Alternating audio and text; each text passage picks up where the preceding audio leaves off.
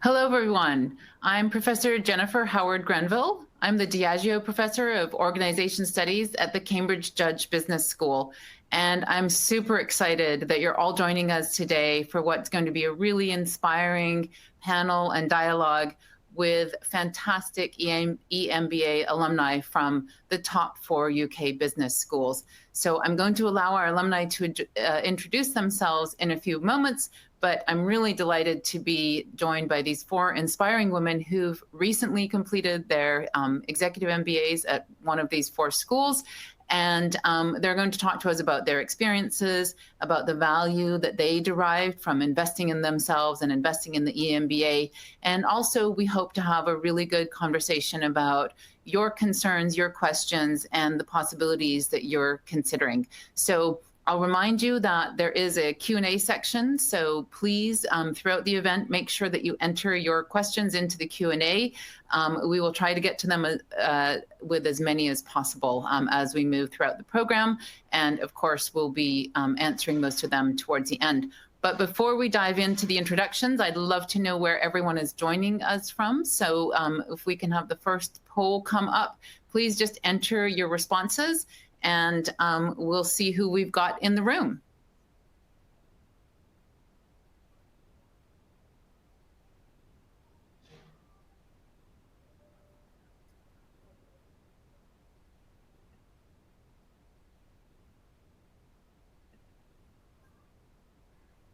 Okay, what have we got in terms of the responses? Where are we coming from?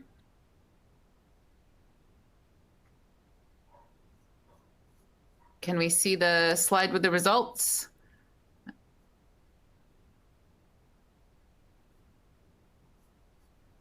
Okay, so sorry, I'm trying to see the slides with the results. Okay, fantastic. We've got people from all over the world. More than half of us are in the UK right now, but plenty of people joining from Europe, the Middle East, North America, good morning, Latin America, good morning, Asia, good evening, Africa, good afternoon. That's fantastic. And I didn't expect that many from Oceania, but if you were here, welcome. So that's not surprising. So that's fantastic. We're delighted to have you with us. And as mentioned, we're all representing the top 4 UK business schools. And without further ado, I'd love to jump in and have Stephanie from Oxford Saïd introduce herself for a couple of minutes. Stephanie. Thank you very much, Jennifer. Also very excited to be here.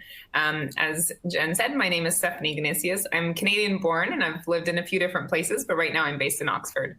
By training, I'm a mechanical engineer and I spent what I call my first career in the gold mining sector.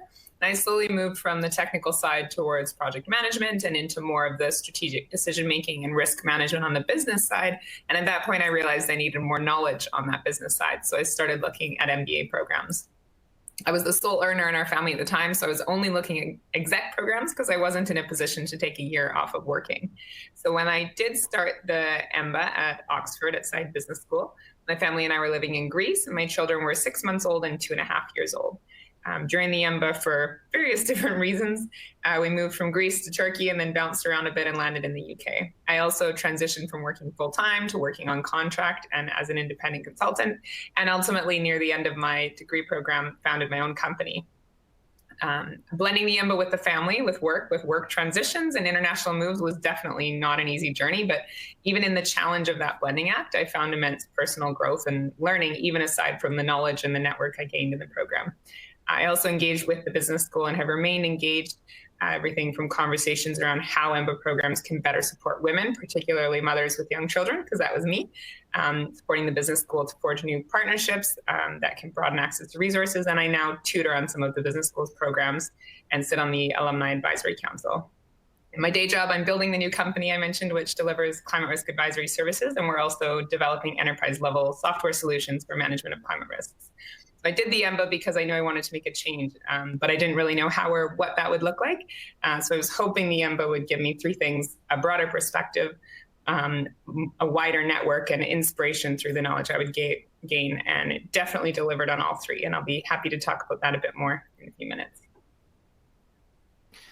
Brilliant. I promised inspiring. And so with the first out of the gate, Stephanie, that's super inspiring. And I think especially the conditions under which you started the EMBA and completed the EMBA and all of you've accomplished in between, it's just really exciting to hear that you just jumped into it with both feet and two small children too. So so that's excellent. It's fantastic to have your time today. Susie, let's move on to Susie from the London Business School. If you could take a couple of minutes and introduce yourself. Absolutely. Thank you, Jennifer. And Stephanie and I may have had a first career that had some overlap. So my name's Susie Shaw. I did the Executive MBA at London Business School in 2017 and 18. So a couple of years out now. Originally, when I started the MBA or was looking at it, I was originally looking at it for personal growth, so to explore my own curiosity. So my background prior to that point is coming from the mining industry. I'd spent about 12 years with Rio Tinto in Australia, if you can hear from my accent, in Africa, leading teams there in Mozambique, and then moving to the UK. So at the time of actually looking to undertake an executive MBA, I was in a chief of staff role to one of our group executives and was really just looking at broadening my own general understanding of business, expanding my network and exploring my own kind of intellectual curiosity. Having done the MBA, in my final year, having met with some amazing classmates, understanding more about the businesses and the backgrounds that they came from, I did look at career transition, which was not my original intention. So actually coming out of the executive MBA, I then moved, explored some different options. I worked for a startup for a little while just to see what that was like, which was in a sector completely different to what I had done before. I also joined on a volunteer basis. I was a strategy advisor to a foundation here in the UK, and ultimately joined McKinsey as an expert in their organisation practice. And that wouldn't have been possible had it not been for, one, the experiences and the knowledge that I gained from the MBA. Two was the interest that I took from my classmates and understanding what sound really intriguing from their backgrounds and what things that I might like to do in the next phase of my career. And thirdly, just the connection with the business school and the opportunities that presented through readiness to pitch myself in a completely new space. So really thrilled to be here today. Very happy to answer any of the questions that either we pose or that you have in mind that you want to be able to have answered today. Thanks, Jennifer. Brilliant. Thank you, Susie. And you will see in a moment, you don't need to have a prior career in the mining industry to pursue the EMBA. But again, super inspiring background. And it's really fabulous that you're already speaking to the ways in which the EMBA opened you up to possibilities that you hadn't even considered previously, and how it sort of gave you new ways to think and see through your classmates. I always think as a faculty member who was privileged to teach EMBA students, I learned so much from you. So when you hear the panelists talking about how much they were inspired by and learned from and exchanged with their classmates, I think that's also something that I will say from the faculty side is really incredible. So moving along, Yasreen is joining us from the Cambridge Judge Business School, which is my business school, and she has an equally exciting and inspiring background and set of opportunities ahead. So over to you, Yasreen.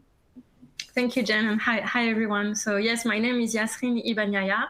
I am half French, half Moroccan, grew up in Morocco, studied in France and UK, and worked mostly in the US and UK.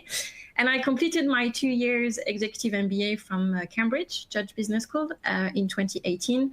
I've been working for 15 years now in the space industry, and today I am in charge of innovation as the Senior Director of Advanced Concept and Technologies for a satellite operator called Inmarsat. But I am an engineer first and foremost, and I was already becoming an expert in my field before joining the MBA, but something was missing, and I wanted to be a more rounded professional, not only with strong space knowledge and expertise, but also learn about the usual topics like finance, strategy, innovation, entrepreneurship, how to become a great leader, a team manager. So funny enough, I thought that was the main purpose I was doing the MBA for. And very little did I know that the biggest outcome from this experience was actually three key outcomes. Number one, self-confidence, because now I can be in a room full of executives and feel like I can speak the same language as them, so it makes things much easier.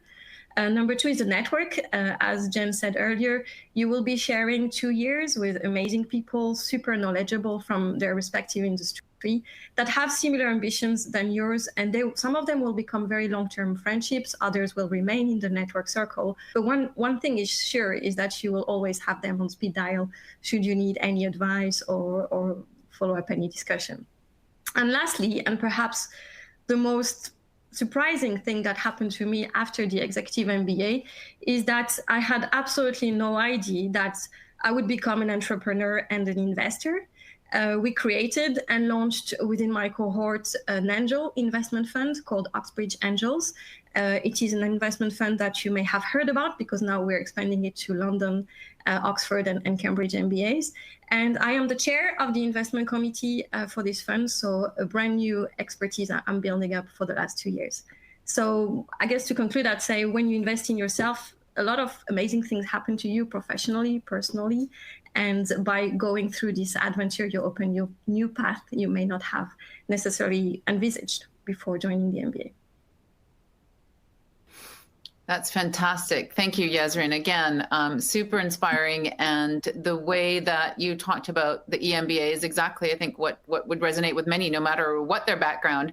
Being in the space industry is really unique, but being able to talk the language of business, being comfortable in those conversations where decisions get made, and then, this sort of unexpected pivot that you've made towards becoming an angel investor is also a really exciting opportunity that it opened up. So I think if the last year has taught us anything, it's that we don't know really what to expect next. So I imagine for many people in the audience, the question that you might have is this the right thing to do now? Is it the right thing to do, period? When is the right time? And I think those are some important questions that we should consider, because it's fantastic seeing someone who's just finished the program or had a couple of years out of the program and being able to see how they make sense of it. But I think for those people who are in a position of sort of getting ready to think about what's next, we should talk carefully about what those considerations are. But it's super exciting to see how it's delivered for all of you, a whole set of skills that you felt that you would gain, a whole network that you knew that you would gain, and then some real surprises and exciting opportunities that come from that. So I'm sorry to say Claire from Imperial was with us until she had a fire alarm. So things happen. And so she has physically had to remove herself, safety first. And we will welcome back Claire and introduce her or allow her to introduce herself at any moment. But her career is more in finance, and she has completed the Imperial EMBA, as I mentioned. So I hope she'll join us when she can, but she's got important things to do right now. So I'd like to get to the second polling question, because I think you're all here trying to sort of think about this question of is the EMBA right for me? And this poll is just asking you, what are some of the reservations you have about the program? So I'm going to give you a couple of minutes to complete that, and then we'll see what the responses are, and we'll have a little discussion with our panelists around those.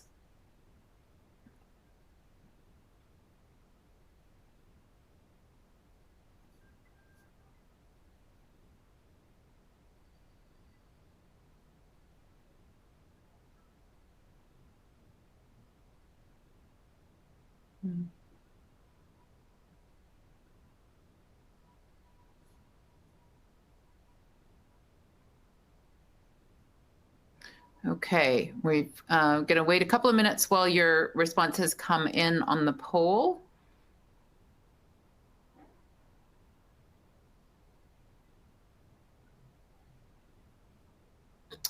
And of course, there might be some items that are in the poll that you're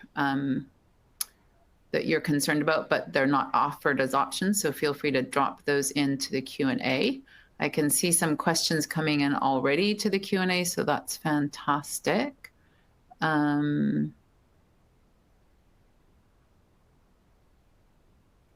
Okay. Good questions. Keep them coming.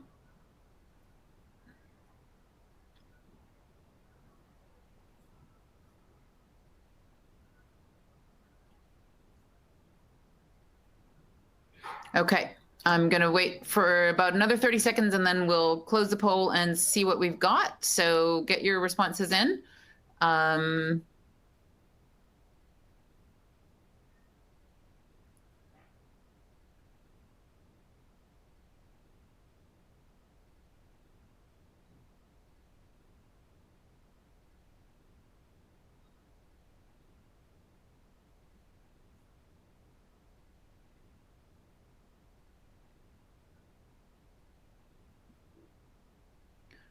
Okay, let's close that poll and see what the responses are.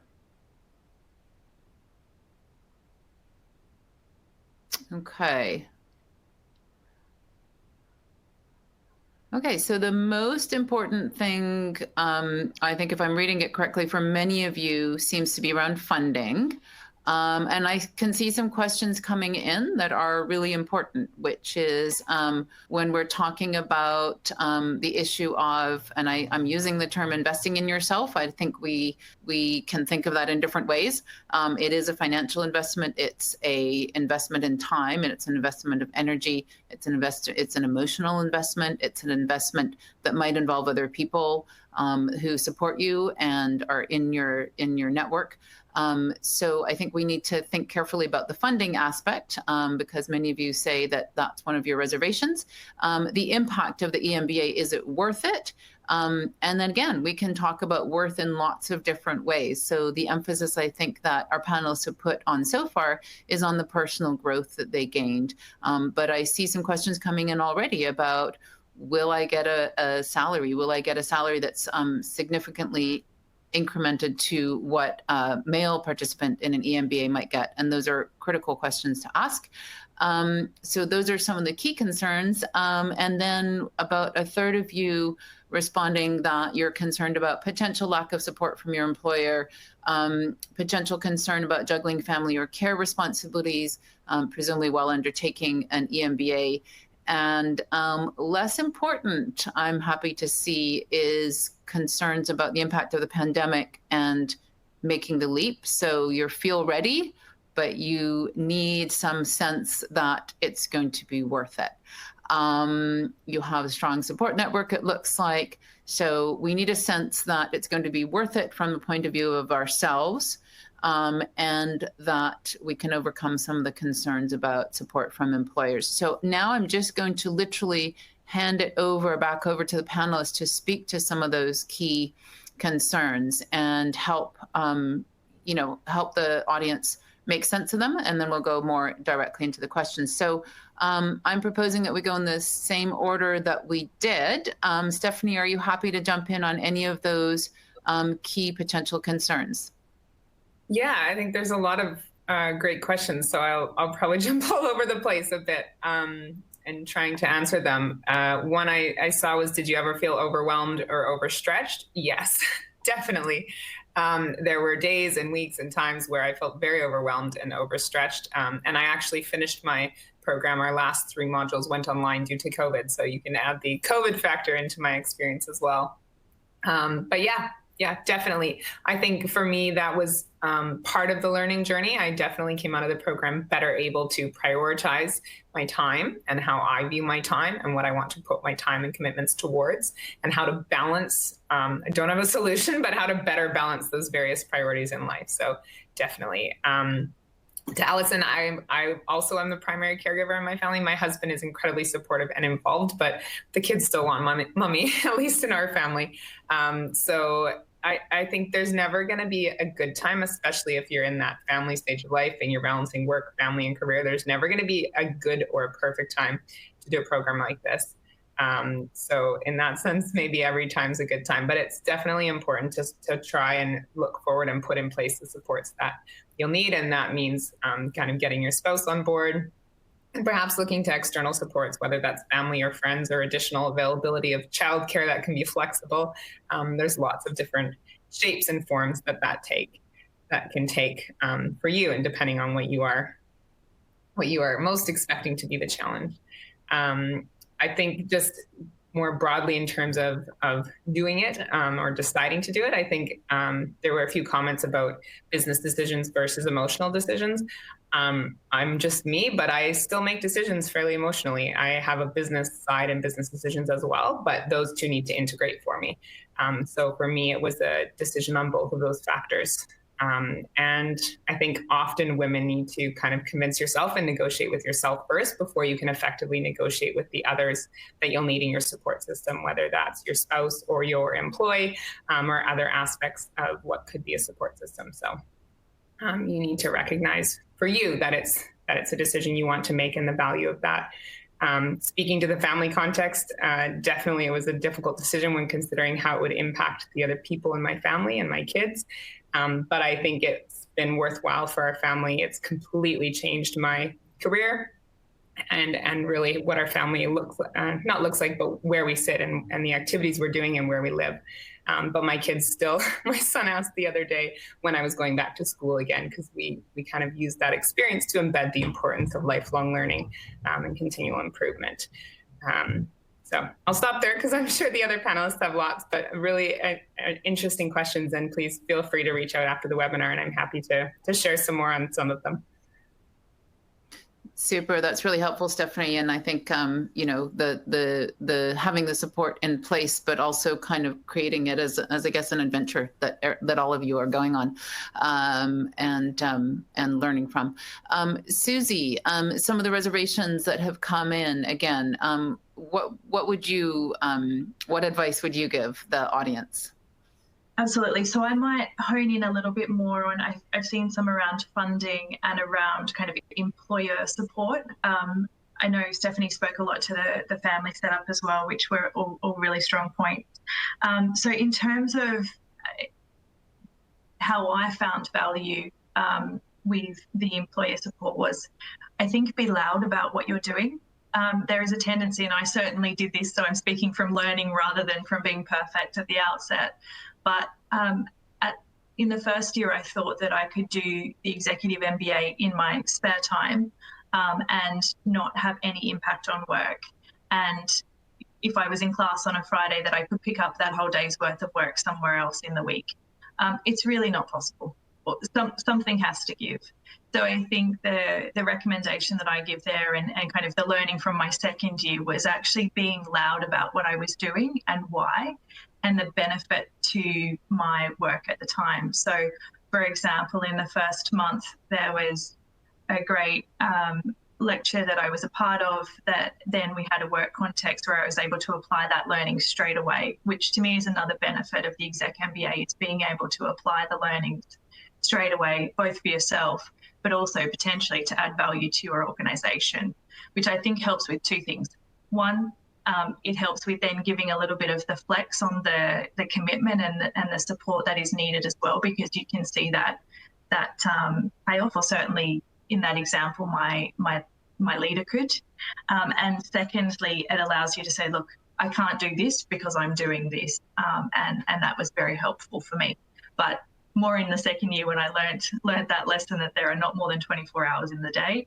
And to Stephanie's point, fierce prioritization, delegate the things that actually don't, across the whole spectrum of your life, delegate the things that don't actually require you personally to do them. And so I had this learning myself, but I also saw this with some of my classmates. It was a great opportunity for them to build the confidence and the experience of their teams at work because they were delegating a little bit more. So there are actually some unintended benefits that can come from that kind of fierce prioritization too. In terms of employer support, I saw a few questions come into the chat, and I think one particularly directed for those who maybe come more from a HR background or backgrounds that aren't typical business, engineering area or finance areas. I think that is exactly the rationale, is that having people who have rounded business skills that are in, for example, HR or non-traditional roles helps really with the focus on quality decision-making, consideration of across a whole range of different aspects and can really create better rounded business people. And that's certainly the transition that I was able to forge out of people and organisation, or HR specifically, into broader strategy and people consulting. Super, that's really helpful, Susie. Keep going, yep. No, I was just going to say I might just leave it there just to focus on that one space, because I'm sure that Yasreen will have some extra comment.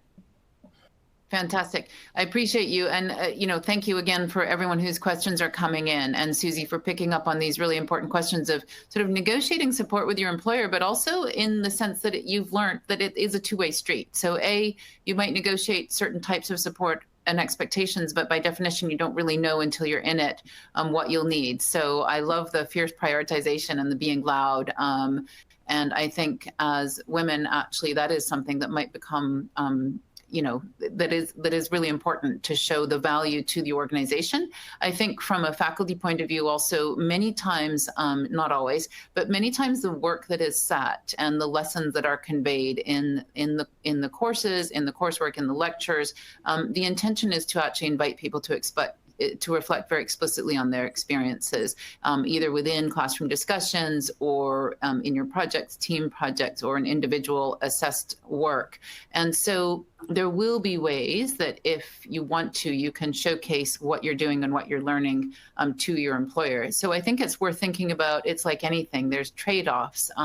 So you won't be able to do as much, but on the other hand, you will bring more to the organization. And I think it's really helpful to have those perspectives. I can see a number of questions coming in about sort of this question of employer support and understanding that it's a two-way street, I think, and trying to eyes wide open around that. So thank you, Susie.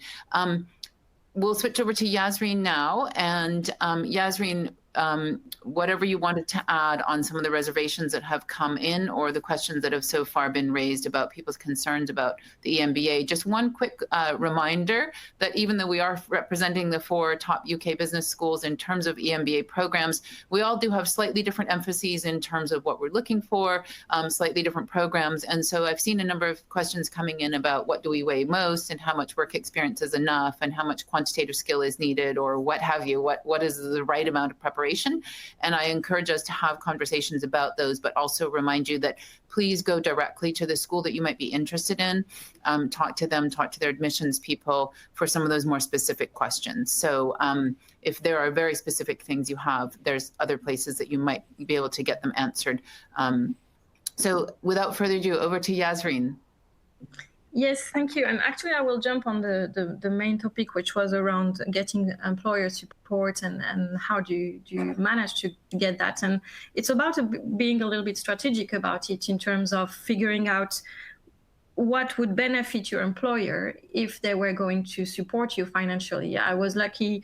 I started with rejection. I got told several times, no, they're not going to fund it for me. But I didn't take no for an answer. And I tried to find ways of justifying why it is beneficial for my employer by saying, in the case of Cambridge, I know there's a consulting project. I've promised to do it on the challenges of the company. There's an individual thesis to write. I promised as well to do it on the basis of the challenges of the company. And by adding up the sum of all of that, I was like, look, that consultancy service you would have gotten cost 50K, 100K, I don't know, you can make up the simulation yourself. And therefore, if you're funding half of my MBA, actually you're getting a lot of free work. And so you can strategize like that. You can also commit for promising to stay in the company for X amount of years in exchange of their support. You can get loans with your company as opposed to banks. So there's a lot of things that can be done to get that support beyond also what Susie mentioned earlier, which is taking that Friday off at the beginning feels like we're super warriors and we can do it all. And actually we do need that day off and relax support from our managers, particularly to handle the pressure. So yeah, that was one point, highlighting the fact that be smart in the way you're presenting it to your employer besides just asking for funding. In terms of, I don't know what other topics you want me to cover, but for me, the impact about why you're doing it is very different from person to person. And there isn't a one size fits all for anyone. Some people will do it because they're trying to change industry. In my case, it was not the case. I love the space industry. I was never planning to change of industry. I just wanted to be a much rounded engineer that can become a leader in that sector. But other people, they definitely benefited from the MBA to switch completely industry. And you will realize by hearing people talking in the classroom that actually being a senior leader in the automotive industry or in the pharmaceutical industry actually have pretty similar challenges to tackle. And it's very interesting to see how different industries are tackling them, because then you become much more aware and you can cross-pollinate each other with approaches that could be very beneficial. So as you said earlier, Jennifer, there's the teacher giving you the foundation and the tools and the theory, and there's the classroom augmenting that with real case scenarios that makes it suddenly much more real and tangible. Yeah, I don't know if there's any other question you want me to cover, because everything has been quite elaborated before. No, that's fantastic, and I think the three of you have done a fantastic job speaking to the different sort of complementary aspects of the reservations people had, and also the questions that are coming in that are sort of reinforcing those. So I think the point about funding, don't take no once for an answer necessarily. And I love, Yasreen, the idea of reminding them how much they might pay in consulting services for a number of the projects and reflections that you were able to make. And so I guess I just want to double check. I don't see Claire has been able to join us yet, but I don't want to miss her if she is. Claire, are you with us again? Okay, what we can conclude is Imperial has very robust fire safety procedures. So I do not want to leave Imperial out of the conversation. But okay, so we had a couple of other questions coming in, and I think they do relate partly to again these topics of funding, topics of career transition, how important is it to say that you have one, and I think it's really clear that we all know that many things happen on the EMBA that arise around career opportunities that are unforeseen. So I think being honest about sort of where you're at with those, don't ever expect in your application you would have to put in something to make it sound like you're going to do something that a typical EMBA does, because I think even from the three panelists we have here with us, and Claire's experience as, they're all very, very diverse. Okay, so let me come back to just kind of a final question before we move into some of the more specific questions that have been raised. In the end, has it been worth it? And what has been your biggest surprise to the panelists in terms of that has it been worth it question? I think you've touched on some things, but has it been worth it at the end of the day with all that you've had to go through? And what has been your biggest surprise in terms of what's been worthwhile? We'll go in any order, but we have been going with Stephanie first. So Stephanie, are you ready? Sure, I'm happy to answer Great. that. The short answer is yes, it was worth it. It was an interesting journey. I'd say Saïd Business School uses the word transformational, and that was certainly true for me. It was a transformational journey for myself, my career, and my family as well. It was overall a fantastic experience. I would do it again, maybe not right away. I'd probably still need some recovery time, but I would definitely do it again. And I think the kind of embedding of the learning, and some of the other panelists spoke about the network. I now have a group of 70 fantastic, amazing friends that I believe will be long-term friendships that are around the world. So post-COVID, I can go visit anywhere and have a friend there. And the learning and the growth from those individuals was equal to the learning that you gain from the program itself and the content. So absolutely was worth it. Glad I made the decision, would do it again. Was it easy? No, it was not easy. And there were days and weeks where I questioned if I should continue it or if I would get through it. But I would do it again. The biggest surprise, I think, was where I ended up out of it. I went into it expecting to have some kind of pivot or change, and I didn't know what that was. And then I ended up leaving it and stepping into the climate space and founding a company. And I never would have told you at the beginning of that it was a possibility that I would become an entrepreneur and found my company and step into a completely different space, which some of our work still embeds into the mining sector as well. So the biggest surprise, I think, was where I ended up. I wouldn't have foreseen that, but absolutely a worthwhile experience, and something I would do again and would recommend as an experience and a personal learning and growth journey. That's fantastic. Thank you, Stephanie. Let's just go in order again, actually. Susie, if you could say, was it worth it? And what was the big surprise about the worthwhileness? It was absolutely worth it. I suspect that you won't hear too many people on the panel today say it wasn't worth it. There were definitely crunchy moments. There was definitely not always a great deal of sleep.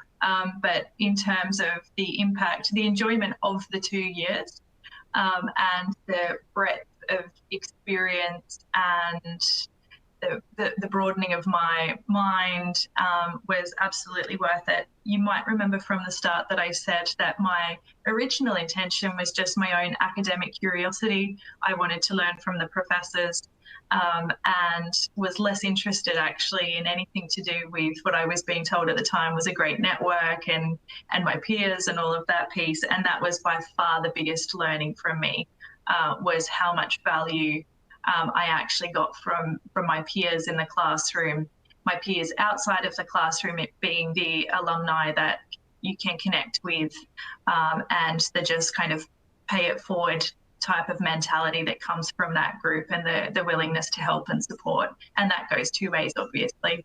And so it was that really then became the catalyst for me to look at what my career would look like over the next 30 odd years. And the one biggest kind of learning or confidence piece that comes from that is the ability or the confidence that I can reshape my career, not just once, but many times across the remainder of my working life, which I think previously I was very much focused on what I knew how to advance in that space, and am much more comfortable both with the opportunities and the kind of learnings and failures that come from trying something else, and knowing that that's okay. That's really interesting because I think, again, in the time that we've been through, it has been a profoundly disruptive time for many people's lives, obviously for many people's careers. I mean, the evidence is certainly here that women in particular have been more disrupted in many work roles and in many roles, and that will take time to recover from. It will take ingenuity to recover from. It will take organizational action to recover from. But Susie, what you're saying is really important, I think, to highlight, which is, while it might be really scary to leave the familiar or to move away from something that looks like we have a pathway or we have a progression ahead of us and we know what it looks like, to move into something different, to expose yourself to, I love that you were here for the academic learning, but you stayed for the network.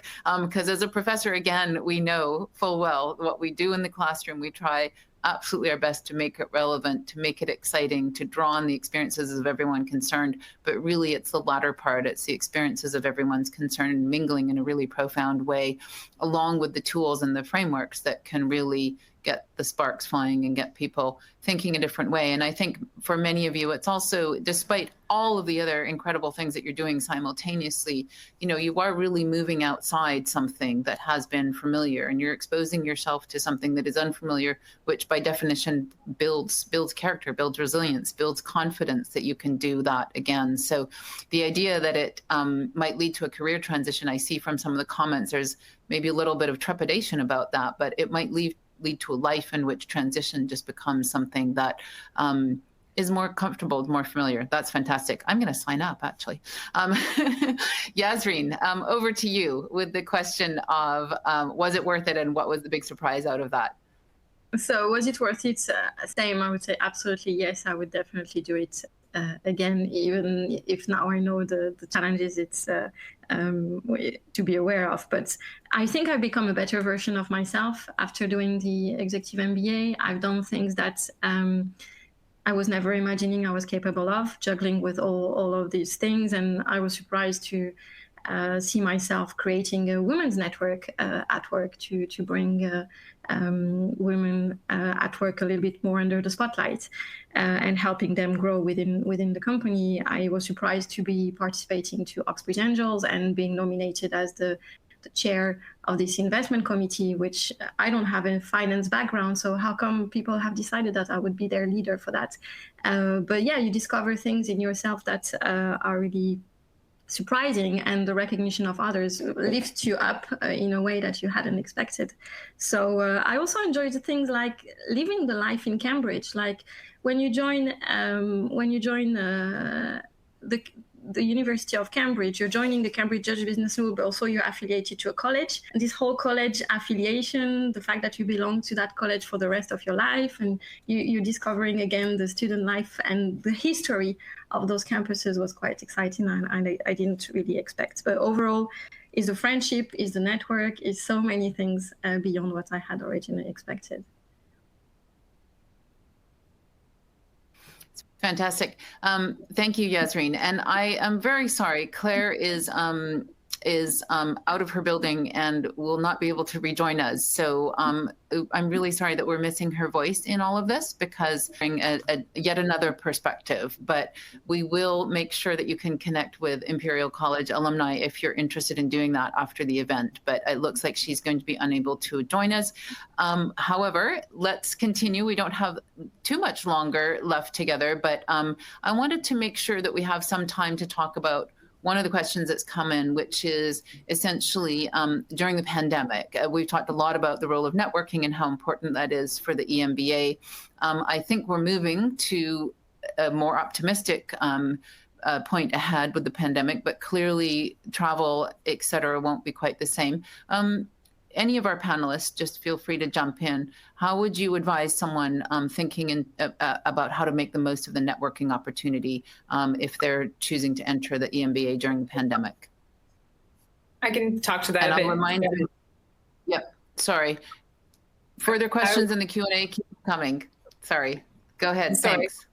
I was going to say, so I finished my program in the pandemic, doing my last 3 modules online starting last March as the pandemic hit. So I was very fortunate to have started the program and have already formed some relationships. But I think that, and maybe this is true for broader networking as well, you get out of it what you put into it. So being deliberate about networking and building, not networking so much as building relationships, I think, within your class, your cohort, across other cohorts, and then broadly into the business school that you're a part of.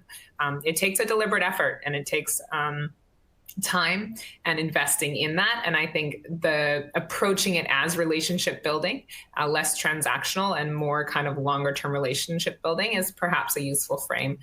That will serve you much better in the long run. And I think I've found, at least within my program and the broader alumni network, a generosity of time and a willingness to engage, just on the premise of, I'd love to hear what you're doing and share what I'm doing and see what we could learn from each other. So I think it's absolutely still possible. It's not ideal on Zoom the way it would be in person, but I think it's still possible. And I think the same holds true. You'll get out of it what you put into it, and viewing it as the ability to start to develop a web of networks, of relationships, rather than more transactional networking will serve you well and makes it possible. Great. Anyone else want to speak to that in particular? I mean, I think the others of you have graduated prior to the pandemic, and Stephanie, there's a difference, as you pointed out, sort of completing your studies in the pandemic. But I think we're all in the same boat now in terms of networking, and I think what you've got is a sense, and I'm very proud of our UK schools on this front, of a real sense of community that builds between the EMBAs. Certainly, what I've seen personally, despite being online this year. It's actually almost a stronger community in some ways if people are willing to get into it. So we do take sort of building a cohort very, very seriously in all of these programs. Keep the questions coming, and I would like to just get to a question of my own while a few more come in. but I think we want to speak explicitly to experience of being a woman in the EMBA program. I think many in the audience can probably guess that women are not overrepresented, but there are other, there are many other sort of ways in which EMBA programs are diverse and are trying to be more diverse. We had a question earlier about sort of experiences that you've had with neurodiversity or any challenges that you might have had coming up to learning on your EMBA program. So I guess just what has been your experience being a woman or being someone who might not have felt coming in that they were the typical profile of an EMBA student, and how has that played out for you? I'm going to start, if you don't mind, backwards, as it were. Yasreen, would you like to go first if you have something on this topic? Yeah, so in my cohort, it was a typical cohort. In other words, a very small female representation in that cohort. And I don't think there has been any cohort after that managed to get to a level of parity, and it's still a challenge. Why is it a challenge?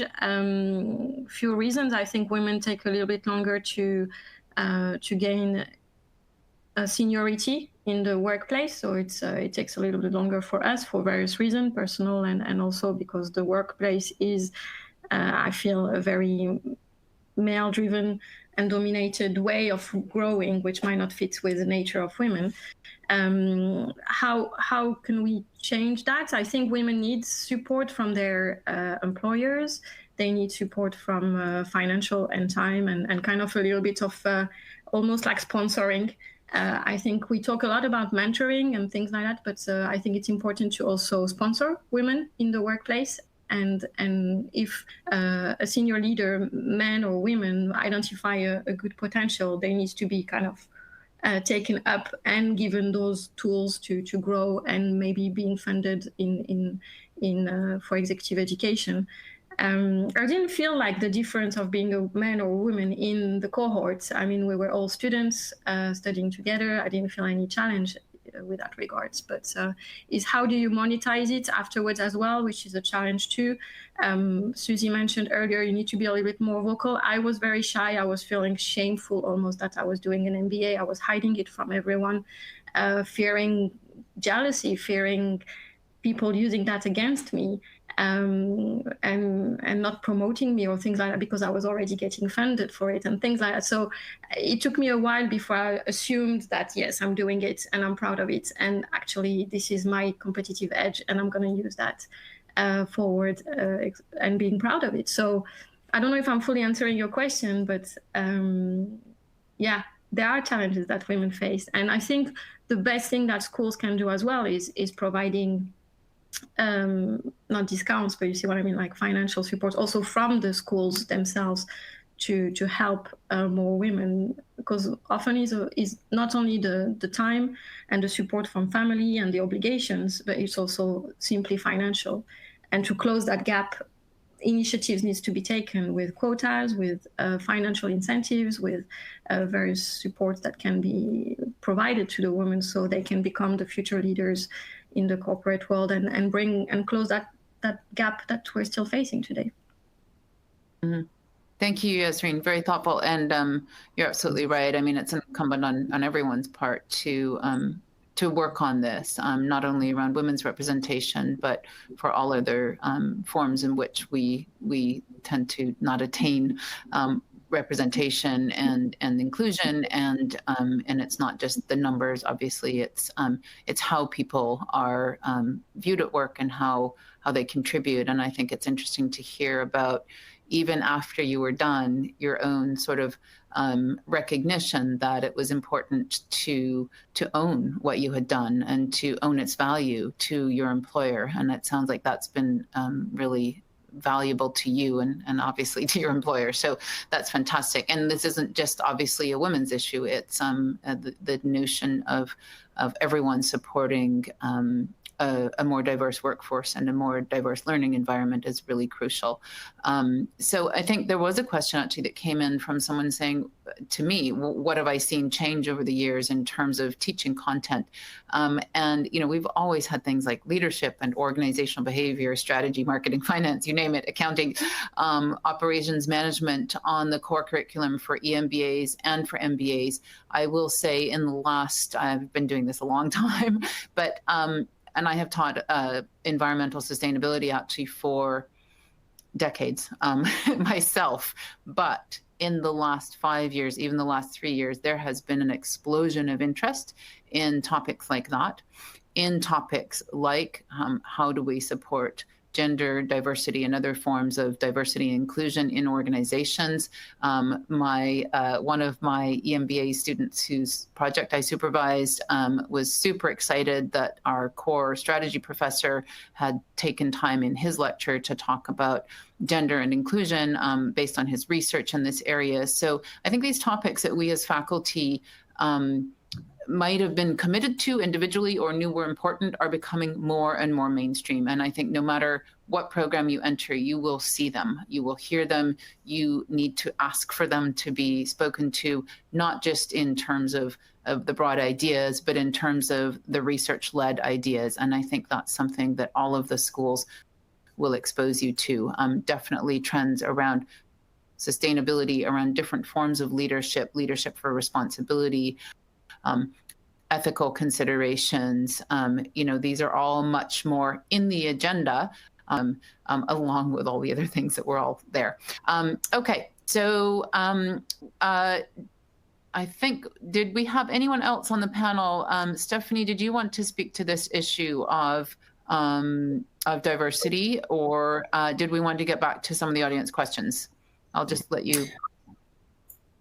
Sure. I'll just quickly say I agree with a lot of what Yasreen said. I think the difference is somewhat external to the program itself, in that it's differences and barriers to accessing it, and then the support you need to survive and thrive in it, and then the ability to monetize it after. I also think the use of the word shameful that Yasreen said, I think that's really important, because it can feel like it's a shameful decision to take, given the breadth and depth of responsibilities that women have.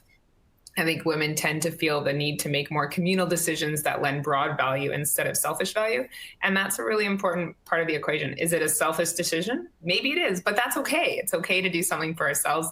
And maybe it's not as selfish as you think. There's immense value for your employer there, your future employer, your family, in terms of longer term earning potential and the values that you want to display to your children, perhaps. And then working towards, as a woman, to actively change some of the equality gaps that still exist. So I think Yasreen framed it really well. Those would be my additions. Thank you, Stephanie. And Susie, are you happy to move on to the next questions?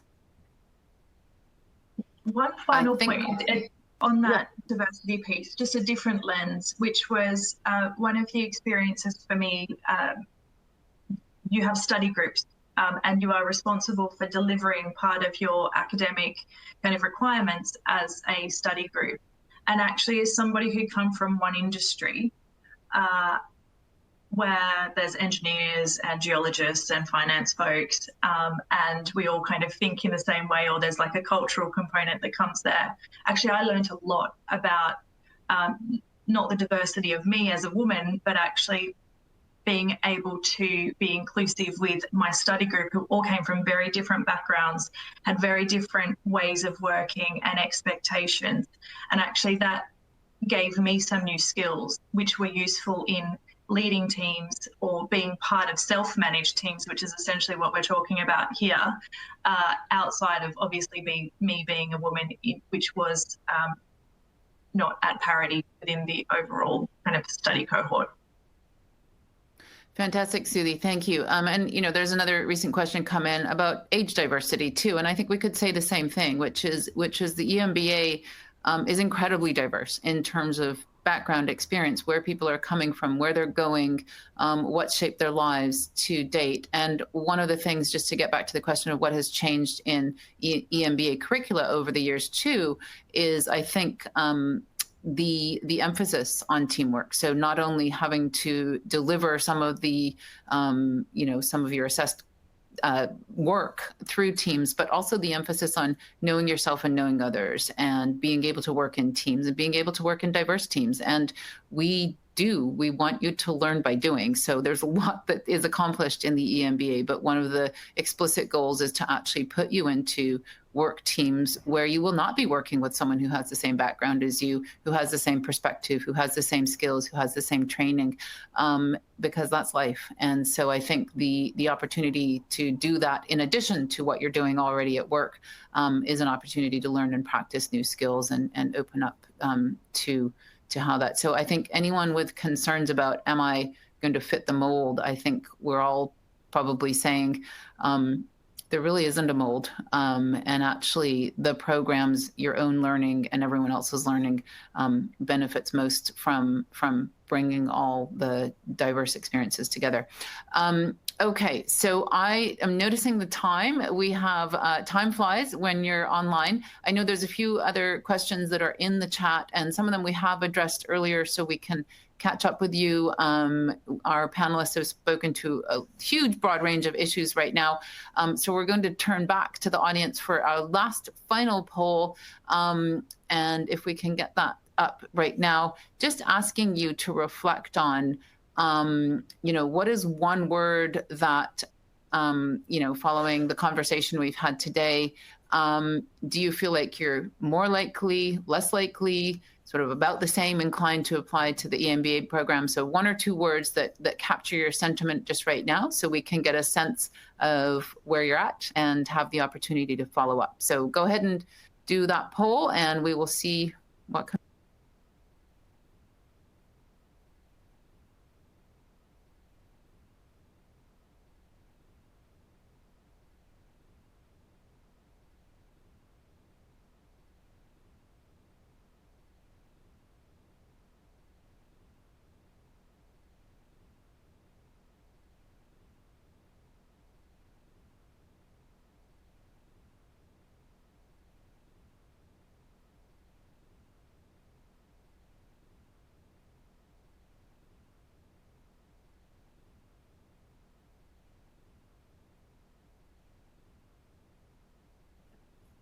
Okay, we've got a couple more people just putting their responses in. So if you can wrap that up in the next moment or two, we will see where we're at.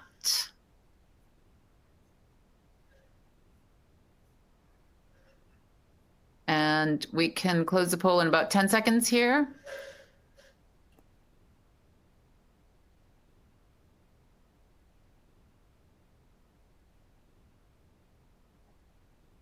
Okay, let's see what the poll results are now. Okay, so it's a bit of a loaded question, isn't it? But it's fantastic to see that 70% of you who responded are more likely to apply. So that suggests that the panelists have spoken to some of the things that were on your mind and hopefully put them at ease and given you some fantastic ways of thinking about their experiences, of some tools that you might use as you approach these challenges around funding, around support from your employer, around support from your family or your network, and just around the program in itself and what will you get out of it. Only a small fraction of you are less likely, which is absolutely fine too. It's not for everyone, and it's not necessarily now. There's a right time for everything. I think with difficult decisions like these, personally, I've always thought there's never a good time, in the sense that it's never going to be ideal. It's never going to have all of the uncertainties addressed, but there's never a bad time, in the sense that I think you can see from our panelists.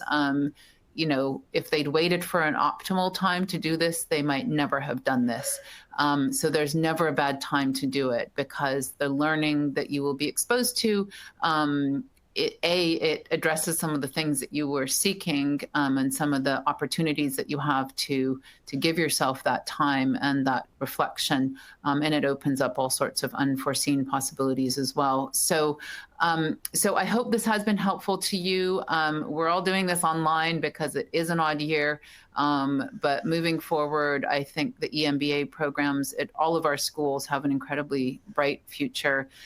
We're really ambitious. We're really excited to get into what we need to teach and learn about in the coming years, because we will evolve out of this pandemic in a very different space in terms of our lives, in terms of our work. There are huge opportunities to embrace. There are bigger challenges even that we faced beforehand.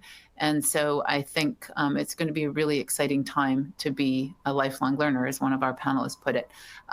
So I think